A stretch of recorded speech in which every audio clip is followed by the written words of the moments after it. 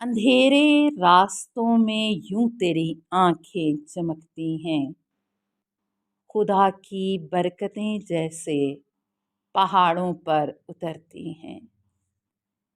मोहब्बत करने वाले जब कभी आंसू बहाते हैं, दिलों के आईने धोती हुई पलकें संवरती हैं। धुआं सी बदलियों को देखकर अक्सर वो कहती थी, हमेशा चांदनी में बेवफा रूहें भटकती हैं।